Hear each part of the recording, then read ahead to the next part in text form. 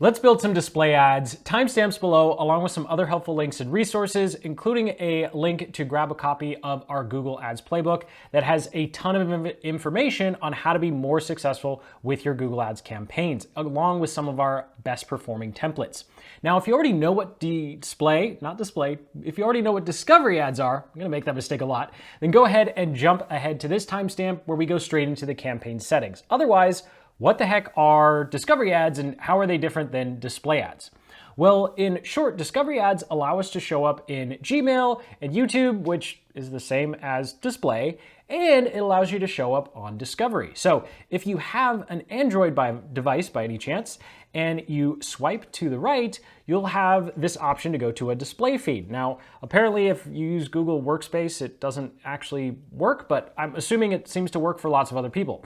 And so you can actually put your ads there, and essentially it's like showing up in the Facebook news feed. Is it going to be as good as Facebook? Probably not, based upon the results that we've seen, but here's just a quick table and breakdown of some of the differences between display and discovery.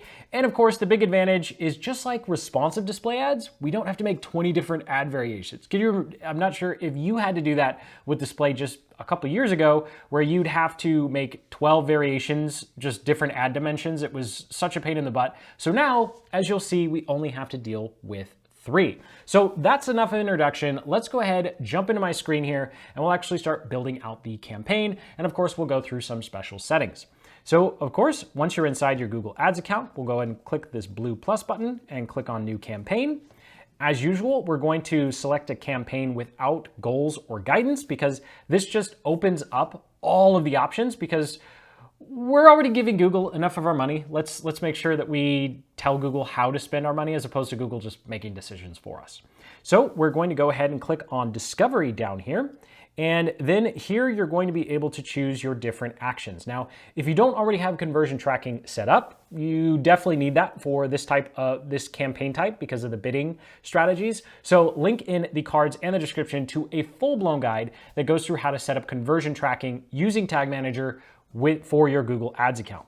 In this particular instance, I am going to want signups, so I'm going to remove purchases as a goal. And we'll go ahead and click on Continue here, and then we'll go ahead and give our campaign a name. I'm just going to name this something quick so I know to actually turn it off, which I am terrible at doing. We've wasted hundreds of dollars on videos like this where I just forget to turn off demo campaigns. And then of course, we're going to start a new one. That's only going to show up if you have any drafts. You can tell I was trying to prepare for this video. So we have our conversion action. So this campaign is going to try and get us more signups. If you want purchases, you can have it try to get you more purchases. Then of course, we have our locations targeting. I'm going to enter another location and then click on advanced search here, and then click on add locations in bulk. I'm going to cheat and come over to our campaign builder. This is a tool we use to quickly deploy search ads, but it will help us here. And then I'll go ahead and paste it in. Link in the description if you want to learn more about this particular tool. You don't have to use it with your display or discovery. Gosh, I'm gonna keep doing that. So here's what I recommend doing. If you're targeting a country, go ahead and list out all of the states, territories, or provinces that you want to target here. So I'm going to click on Target All. And of course, it always messes up Washington State. Since this is a demo, I won't waste our time trying to fix that. And then if you're targeting a specific state, territory, or province, or you're in a local area targeting some zip codes and neighborhoods, just make sure that you don't have any overlapping and you're as detailed as possible with your targeting. Here, this is going to be good enough, so I'll go ahead and click on Save. We would need to fix Washington though. And then for languages, of course, just choose the language that your website is in, right? And then here, what we want to focus on, conversions is our only option. And then we can go ahead and set a target cost per action. Now, if we don't do this, Google is just going to spend as much money as they think they need in order for us to get the conversion that we've set up here. Now, ideally, you have a rough estimate of how much it's going to cost you to get a new sign up or get a new lead. If you don't, then go ahead and do not check this box. Although I recommend doing these types of campaigns after you have some idea of what your conversion data is going to be. So we'll go ahead and click on Set Target Per Action. Since I'm just trying to get email signups, I know that it's going to cost us anywhere from $5 to $7. So I'm going to put it on the low end. Now, ignore the warning that just popped up here. you're going to want to choose anywhere from 3 to 5 times what your action is going to be. So if I want my CPA to be 5, then I'm going to put it anywhere between 15 and let's say 25, if not 30 if we listen to Google. But for the most part, 3x, 3 to 4x of what it actually should be is more than enough. Spoiler alert, Google's always going to tell you to spend more money. So of course they are, because they make more money the more money we spend.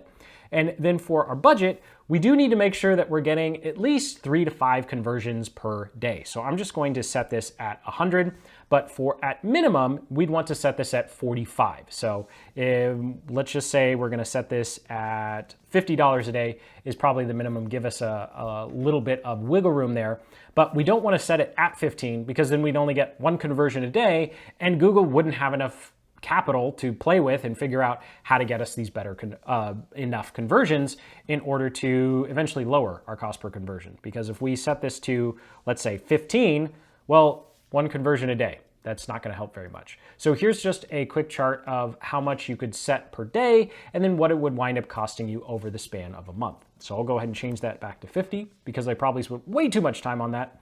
Then we'll go ahead and click on more settings. And as we scroll down here, ad schedule, our start date, URL options, content exclusions, you can pretty much leave this alone. What I would recommend though is jumping in here, of course I'm recording this a little earlier than the post date, is go ahead and make sure that you set an end date 2 weeks out. If you are already in the habit of jumping into your ads account like every other day, then you probably don't have to worry. But if you have a lot of other things going on, like most of us, then probably a good idea to go ahead and set an end date because Google will just keep spending that money and that credit card statement at the end of the month is not fun. Google does not care. They will charge you, even if you're like, oh, well, I really wanted to turn off the campaign. I just forgot because, I got sick with something that everybody else in the world keeps getting sick with. They don't really care. So we'll go and click on next here now that we have an end date. And so jumping over to our diagram, what we just covered is all of your campaign settings at the very top. So next, we're going to go a level deeper and choose our targeting for our different ad groups. So the ad group level is where we tell Google specifically who we want to see our ads. So jumping back into the interface here, we'll go ahead and click on next. And then of course the interface has changed. So if you've watched other tutorials, you still have all those targeting options. Google's just recently changed the way this particular page looks. So we can go ahead and click on create an audience and we have 3 different options here. We have custom segments, which is my favorite for finding new people. Then we have your data, which is where you target people based upon what they've done on your YouTube channel or on your website or anywhere else you're tracking them inside your app. And then interests and demographics is where you target completely new people using Google's audiences. So without turning this into a 10-minute rant on how to use each one of them, we'll just quickly go through them. So for custom segments, this is where you can actually tell Google to target a specific group of people based upon a list of keywords. So if you're doing search campaigns or you're doing anything with blogging and SEO, put your best performing keywords here and then create a custom audience that you can go after. So this is great if you already have keywords that you know are working. And so I'll go ahead and exit out of that. Your data, this is going to be based upon people who have watched specific videos on your channel, if you have a YouTube channel, or based upon people who've visited your site and taken specific actions. Finally, interests and detailed targeting. If you're looking at those first two going, I don't have a list of keywords or a bunch of website and YouTube traffic already, then this is the place to start. You'll come in here and you'll click on browse and you will go to in-market segments. And then they have a bunch of different options here of people who are actively interested in whatever you have to purchase. And so as an example, we're going to be offering a sales funnel template. So we want to target people who are interested in entrepreneurship, business services, or marketing. So I'm going to cheat here because I've done this so much. And I'm just going to go ahead and click on advertising and marketing services. So people who are in the market for help with their marketing, right? In the market for marketing, marketing the market, right? And of course, you can use your own data and custom segments. Check out the channel for detailed videos on how to actually do YouTube ads and custom intent segments, which is really powerful. So then we have exclusions. If you want to exclude people, this is great if you have conversion tracking on your site and you don't want to target people who've already purchased or already joined your email list. It's pretty good thing to do. So what we could do here is come into exclusions and browse. We'll go to website visitors, and I'm going to select PGP leads. And of course, it's going to tell me it's too small, but that's okay. What this is doing is saying, hey, if someone's already joined my email list for this specific offer, don't show them this ad because they've already seen it. Now, you're probably going to be in the same situation that I am, and I've only had 39 people for this because we have like one campaign spending $1 a day or something ridiculous like that. So it might not work, but go ahead and leave it there because in the future, when you do have enough conversions, then it will actually start working.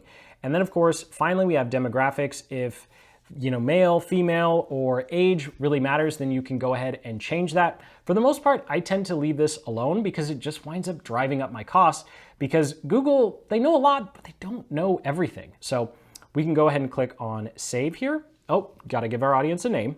So I'll just name the audience literally what this is, and then we'll go ahead and click on save. And so now we have created essentially one ad group. So you'll go through the process we just went through a couple of more times, and you'll find some other in-market audiences to target. And then you'll create a new campaign with the same settings, testing out custom intent, and then of course, testing out some remarketing audiences. But for each one of your campaigns, if you're looking at our diagram here, we always want to have one targeting type across all of our ad groups. We don't want to put a remarketing ad group right next to an in-market next to a custom intent, right?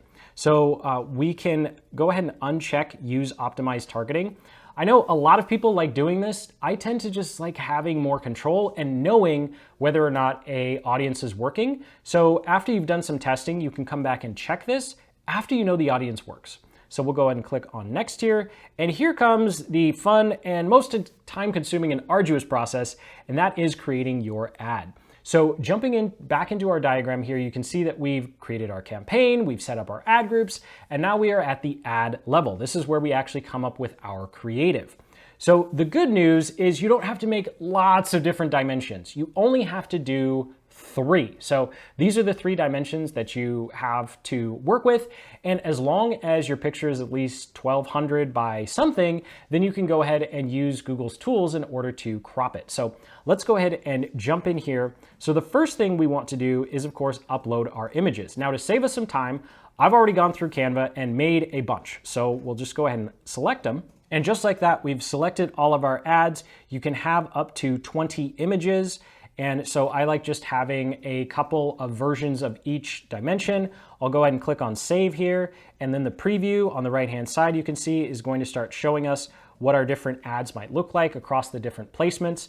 And so you definitely don't want to skimp on your ad creative. I used Canva for all of these. Actually, I'm pretty sure the free version, and you do want to spend some time making sure that these images look good because this is going to be the biggest impact on your click-through rate. Now, the second biggest impact, but not as much, nearly as much, is of course going to be your headlines. And oh, I forgot, you do want to upload some logos. I like just having just a couple just to try out different ones, and they need to be a 1:1 ratio. Again, here's the diagram with all of the dimensions for each one of these image types. And so with your headlines, you want to test lots of different types. You can have, of course, have up to 5. And so what I did in this particular campaign is I tested out different results. So we're, of course, trying to grow our email list. So the first set was focused on how fast and easy this particular lead magnet was going to make the sales funnel building process. And then, of course, we tried out different variations, and you just want to see what works, right? And so with our headlines, we have them. I went ahead and copied our descriptions as well. You, again, can have up to 5. And then, of course, we can go ahead and give our business a name. And then if you're doing any sort of tracking templates, you can go ahead and add those as well. For our call to action, I'm just going to say download because that's what it says on our landing page. And speaking of our landing page, of course, we do need to make sure that we enter our final URL.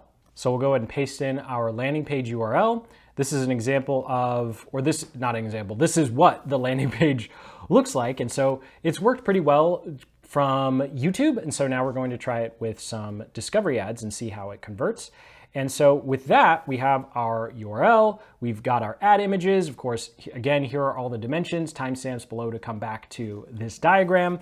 And then of course, we have our logos and our headlines, and we can see all the different variations and previews on the side. So definitely just take 5 minutes and watch kind of these previews go by to make sure that your images look good in terms of the different placements. And of course, if you have any text in your images, that it is clear and easy to read. And so with that, we have our ad. So we can go ahead and click to create the ad. So we'll go ahead and create that. Of course, we could add a new one, do up to 3. I think after that, if you're trying 3 different ads, you are going to be stretching your budget a little too thin. And there's so many different variables here. When you're just starting, we just want to know what audience works. And then we can focus on trying to really fine tune our ad images and headlines later. So we'll go ahead and click on next so we can review our campaign. And of course, we're getting a bunch of warnings. Hey, you should give us more money. That's all this is saying. So you can totally ignore that because it's your money and you're allowed to decide how much you want to spend. So we have our ad group and our ad, so we can go ahead and click on publish, and our campaign is now all set and good to go. Actually, it's live right now, but what you'd want to do is go back to your campaign here, click on this blue plus button, and try a different in-market audience, and then of course create at least 1, if not 2 more ads. And of course, creating those images takes a really long time, so just try a different set of headlines. It's not going to hurt your campaign performance. The main focus here is to try and find that in-market audience that is really a good fit for generating leads. And then of course, go back and create a campaign that targets custom intent. And then if you have website or YouTube traffic, try a campaign that just does remarketing. So thank you so much for watching. Sincerely hope you got some value out of this video. You're much more confident when it comes to creating your discovery ads. Check out that link in the description to our Google Ads playbook. Has a lot of insights to be more successful with your Google Ads, plus includes an entire section on how to actually optimize your campaigns once you have some data. So hit that like button, subscribe for more marketing guides just like this one, and until the next, keep building the business you love.